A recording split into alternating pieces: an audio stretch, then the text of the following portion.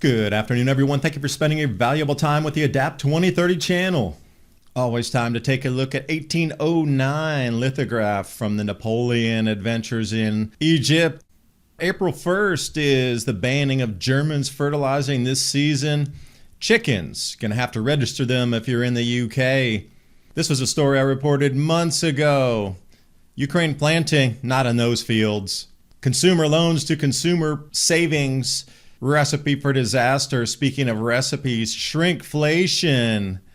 Argentina, soy production down, everywhere down in the southern hemisphere. And as the world financially constricts, you're going to have to move more. Avoid the dangers below, beneath, around. Do you think you can find a way around when biting animals are at the door?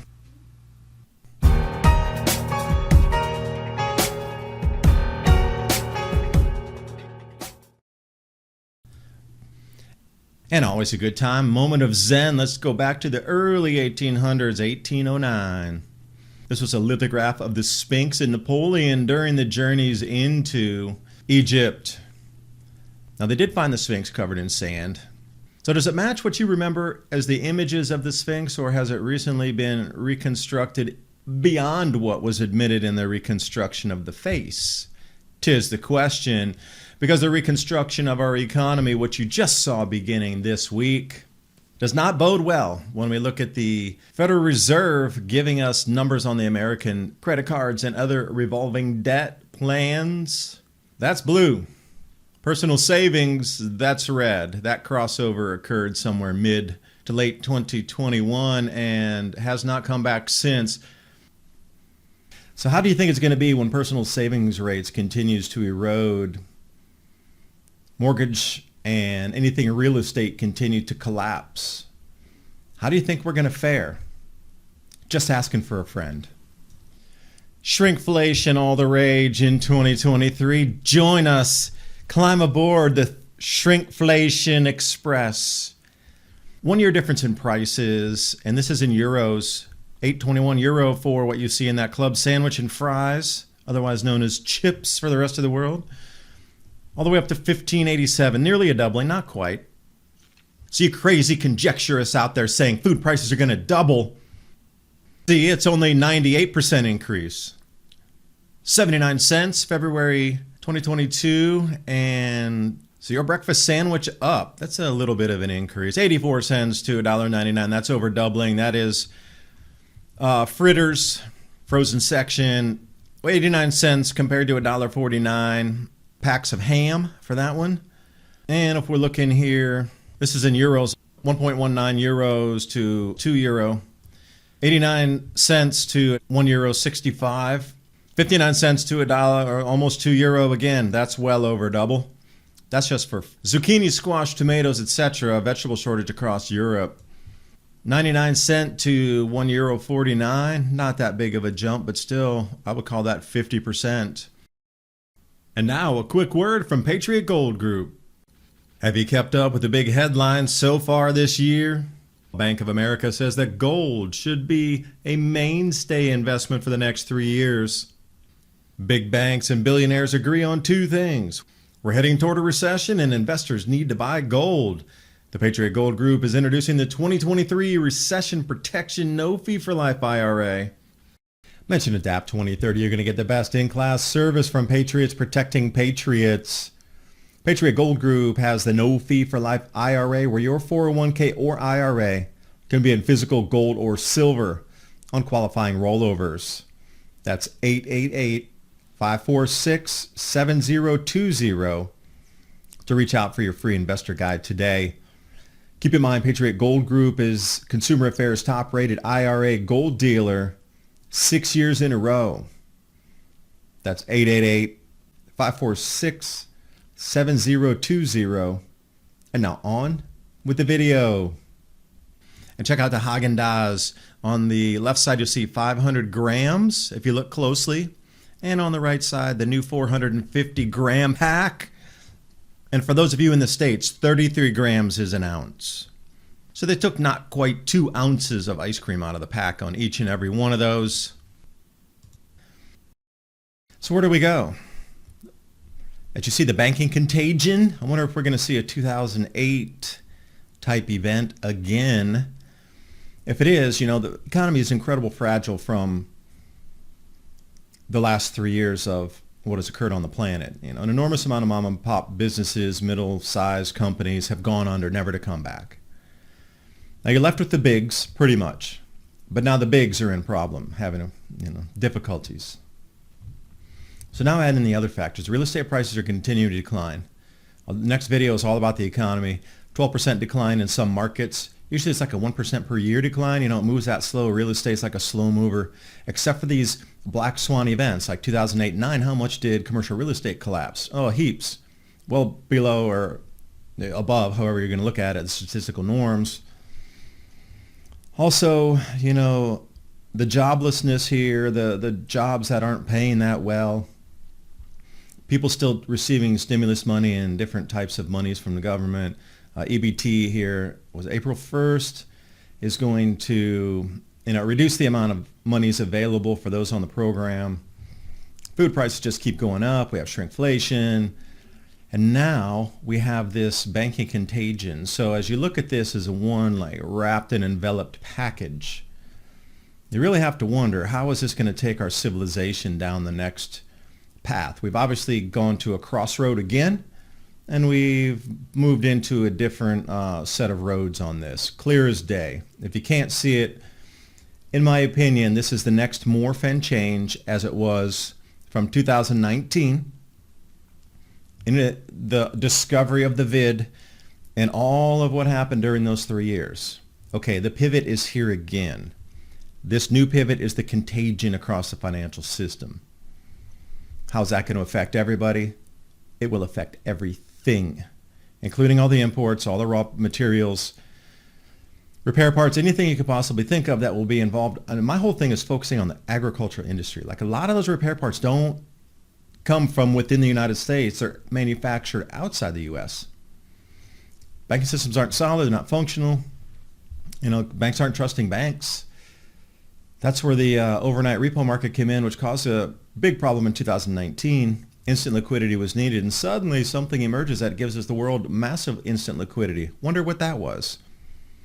But I could continue to ramble on, but big changes are here, so get ready. I'm trying to get ready.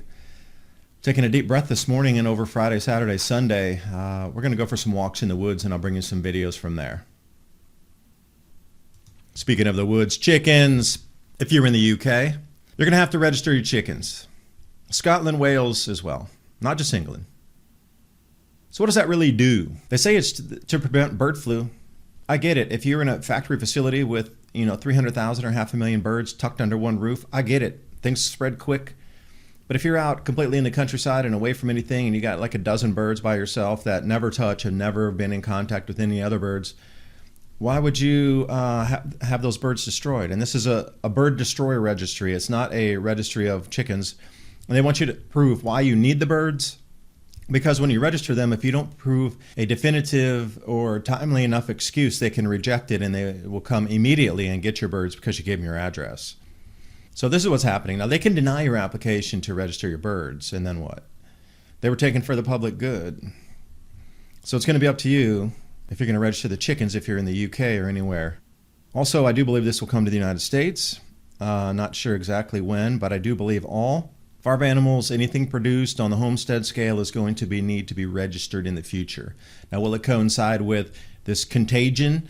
Perhaps. They're going to try to say, well, we want to protect you, make sure that nobody comes and steals your chickens. Okay, not a good enough excuse for me to register anything. Just saying.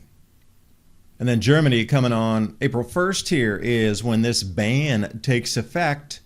Remember, the news was released back in December. There was a delay period.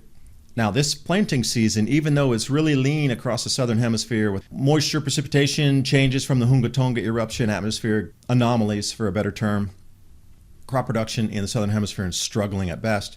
They're looking at approximately 30 to 35% yield declines across the entire southern part of our world this year. So to restrict Germany, which is one of the bread baskets of Western Europe, so Germany's banned from fertilizing, that'll take in food prices up. And if we look at last year's 2022 winter wheat yield, the bushels percentage change from previous year, Nothing will be registered for 2023 for some time. Will the drought alleviate? California was just smashed with all those record snows, record rains, atmospheric events, and just something in a once in a 2,000 year kind of storm system culmination wrecked that place. So this is in play as well. And when we look down the Southern Hemisphere, actually some new numbers are just coming out this week. See the red lines? Yeah, that's the declines off of the previous highs where Argentina is going to experience with their soybean crop. They're going below the lows of 2008 and 9, which made me think, I'm wondering, if those are related somehow with farm inputs or farming costs, investments, etc. in the ag industry and how that played out. Now over to Brazil. Second corn planting, remember, is the largest amount of corn. So first planting is a smaller total overall yield than the second corn planting. Second is the biggest one. But they're struggling to get it in the fields, and it's really, really wet. There's a lot of places that are not going to plant because they're concerned about the seeds rotting in the field and not even coming to germination. It's so wet. They might have exported some corn first planting, but as we move forward, we're going to see some declines coming out of there, especially if there's an early onset, which looks like it is going right into winter. Okay, let's add this next little nugget on top here.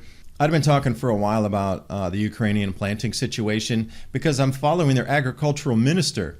This only comes out this week to the public, but what the ag minister was saying even back in December, like months ago, was they aren't going to be planting very much field space this year, just based on damage from the conflict / war, whatever you call it, that's happening over there. So this is just a very small microcosm of how the fields are damaged. And then in addition, there would be crater holes everywhere else. The irrigation systems are damaged. Roads leading to these areas are damaged. They're just not going to plant. So look for a global food supply push or pull on this alone until they get these fields back into management. Again, it's going to take some time to do that. And without the banking contagion rolling in or any of the Southern Hemisphere crop losses really booked in yet that are going to affect markets, or the planting hasn't begun yet, fertilizer prices will start rising next month. We are in the calm before the storm for everything as it could be,